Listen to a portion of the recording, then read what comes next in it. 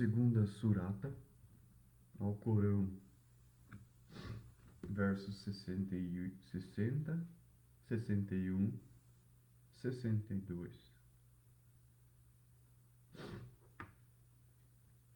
E de quando Moisés nos implorou água para o seu povo, e lhe dissemos: golpeia a rocha com teu cajado, e de pronto brotaram dela dos mananciais, e cada grupo reconheceu o seu.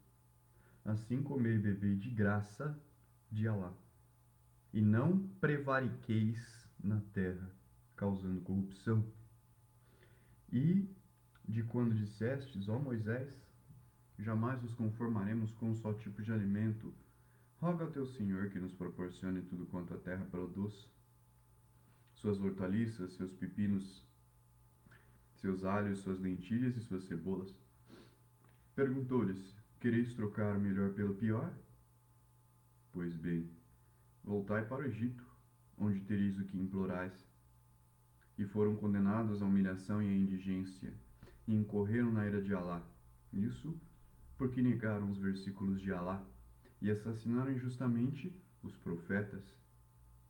E também porque se rebelaram e foram agressores. Ó, versículo 62, veja bem. Os crentes, os judeus, os cristãos e os sabeus, enfim, todos os que creem em Alá no dia do juízo final e praticam o bem, receberão sua recompensa de seu Senhor e não serão presas do temor, nem se angustiarão. Interessante que o Ocidente critica o Islã, dizendo que o Islã é uma religião violenta, intolerante, que impõe a sua crença pela força.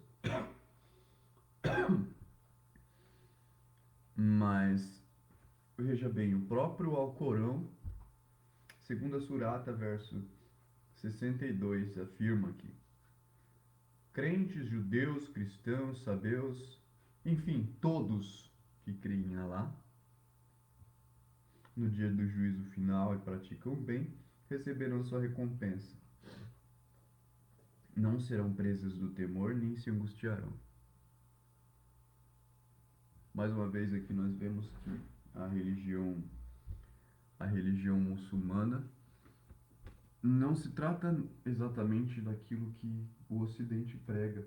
O Ocidente nos ensina, tentando fazer com que acreditemos que se trata apenas de uma religião violenta que forma terroristas.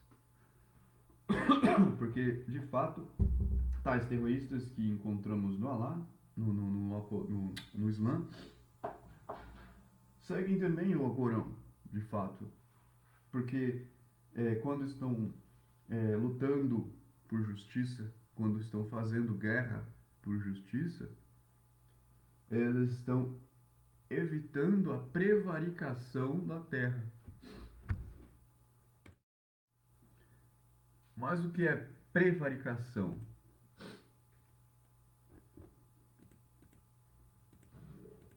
Prevaricação.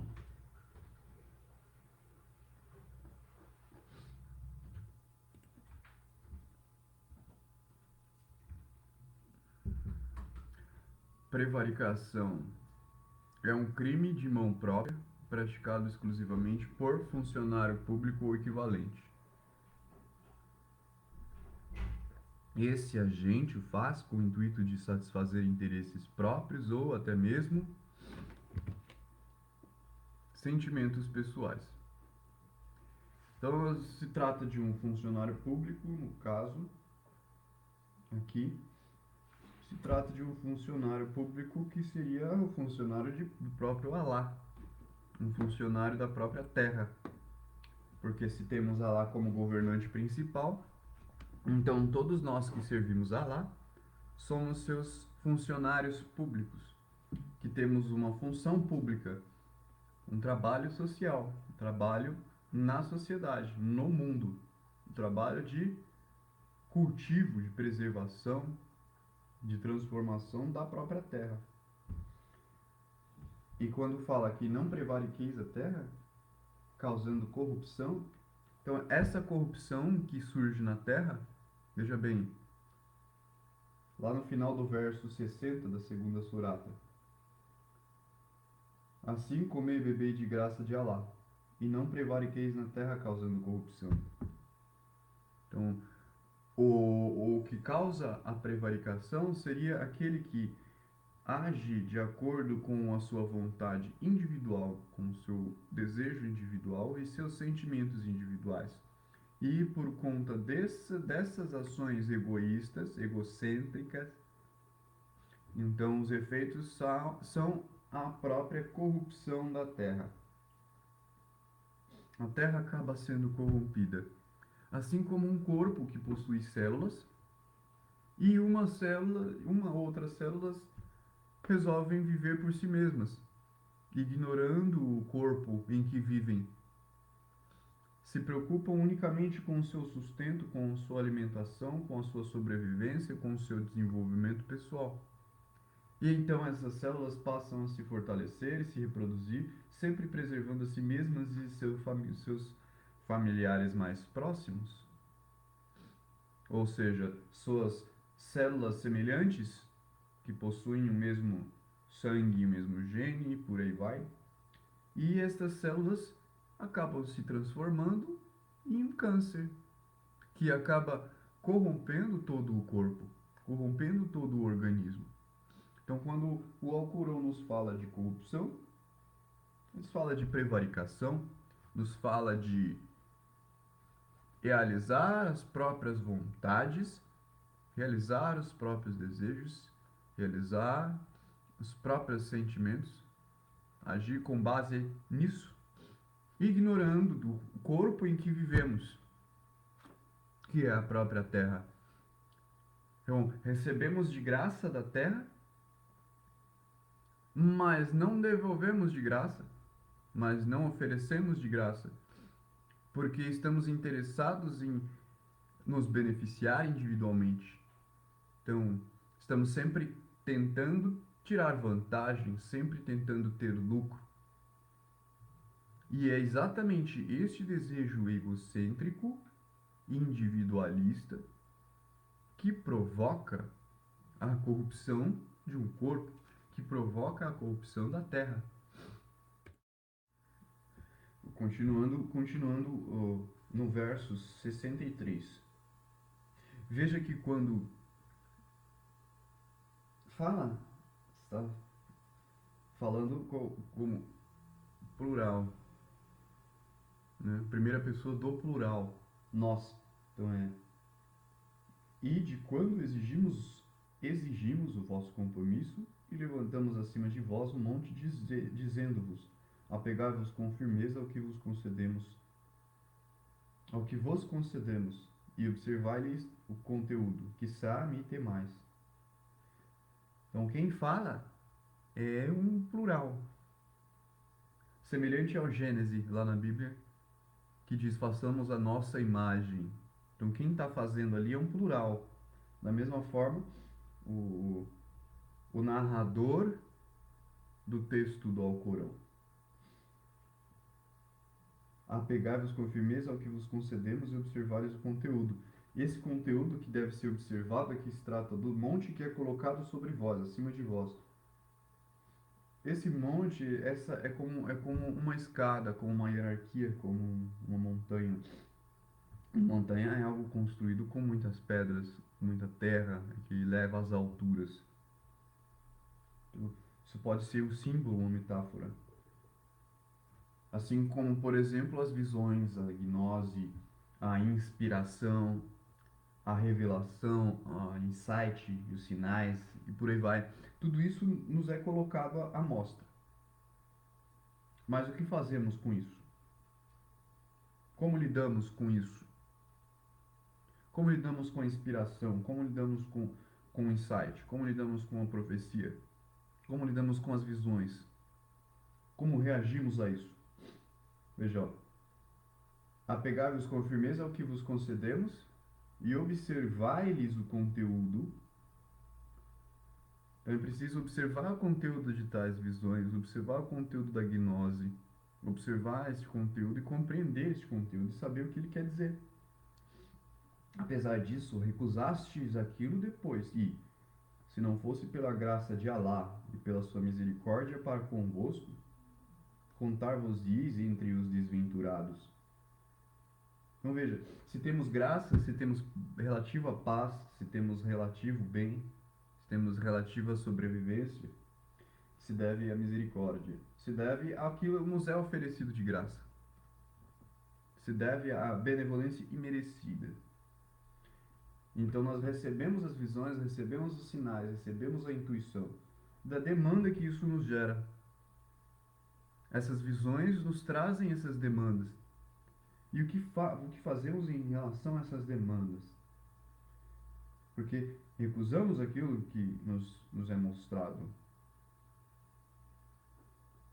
Já sabeis o que ocorreu àqueles dentre vós que profanaram o sábado? A esses dissemos: sede símios desprezíveis. Então aqui, ó, quando fala sábado, sábado é sabato. Então, igual nós estávamos falando sobre a capacidade que a consciência tem de transcender a terceira dimensão e perceber outras dimensões ocultas ao olho físico. Então essas dimensões ocultas só podem ser acessadas através do sabat da alma. O sabat, se a gente pesquisa na cultura celta e na cultura judaica, a gente vai ver que os sabás são celebrações que evidenciam marcos específicos numa roda do ano. Marcos específicos que descrevem solstícios e equinócios. Estes solstícios e equinócios são 8 sabás, representam exatamente 8 nodos de conexão entre múltiplas dimensões.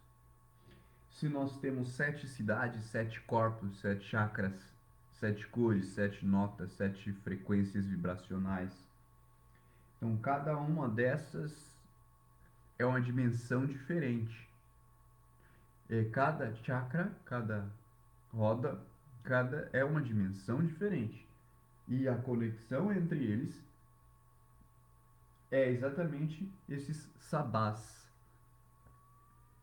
Sabás que permitem a percepção das múltiplas dimensões. Então, existe o sabá microcósmico, que é o sabá da alma individual, aonde ela percebe as múltiplas dimensões de si mesma. E existe os sabás macrocósmicos, sabás que são coletivos, que se trata da próprio giro da Terra ao redor do Sol, que nos produz as 4 estações do ano. Essas 4 estações do ano, elas são análogas aos 4 temperamentos do indivíduo. Nós temos um temperamento melancólico, um temperamento bilioso, um temperamento sanguíneo e o outro por aí vai. Esses diferentes temperamentos, essas diferentes formas de emoções, são diferentes vibrações, são diferentes dimensões do nosso ser. E essas diferentes dimensões, diferentes temperamentos, eles se mesclam entre si, gerando uma alquimia. E esta alquimia gera como produto nossas ações. Então, todas as nossas ações, elas estão baseadas na alquimia que é feita dentro de nós com os 4 elementos, com os 4 temperamentos. Então, a forma como o nosso temperamento está se manifestando determina a forma como pensamos e sentimos e, por sua vez, a forma como agimos. Então, existe uma diferença entre os 4 elementos, os 4 temperamentos individuais e os 4 temperamentos coletivos, universais. E é exatamente a falta de sincronia entre os temperamentos do indivíduo com os temperamentos da natureza como um todo que gera essa alienação que vemos em Babel, Babilônia. A confusão das línguas, a corrupção, se deve exatamente à falta de sincronia dos temperamentos. Então as pessoas se irritam, as pessoas ficam tristes, as pessoas se alegram e por aí vai. E isso elas fazem não de forma harmônica, não de forma sincronizada, mas de forma caótica, bagunçada, o que acaba gerando confusão.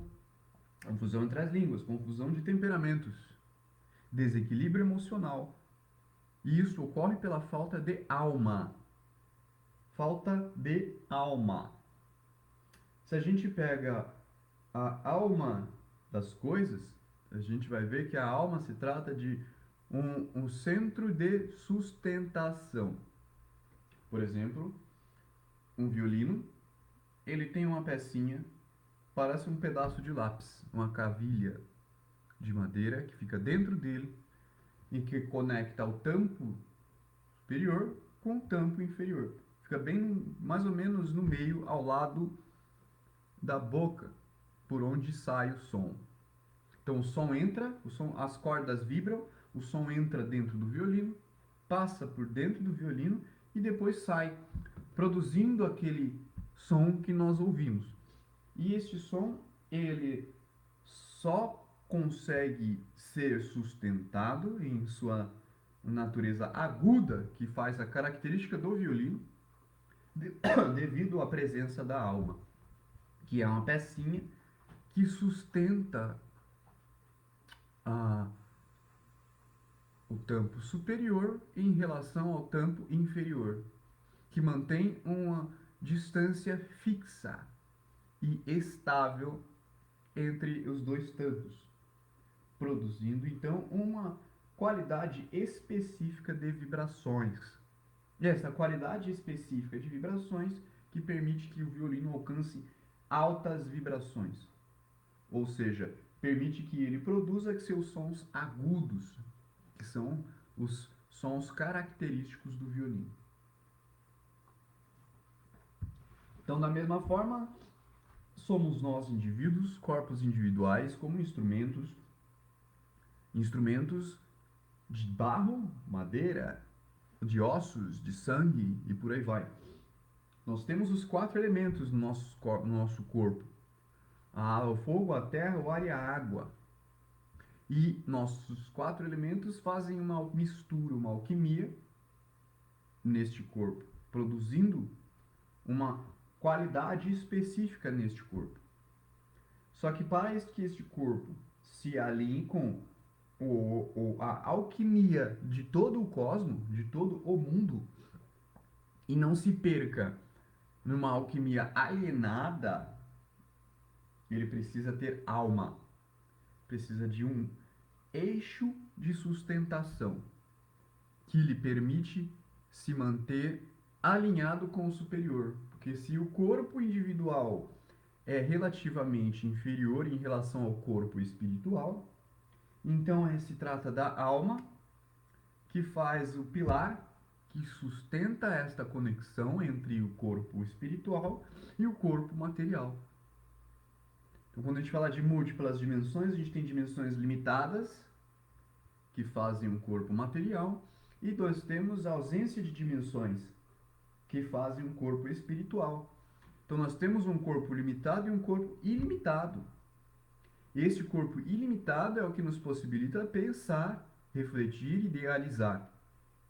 Essa idealização que é feita através da energia que compõe este corpo espiritual. No entanto, o corpo físico se mantém limitado devido à falta de conexão a este corpo de potência, devido à falta de conexão ao corpo espiritual. E isso ocorre devido à falta de alma.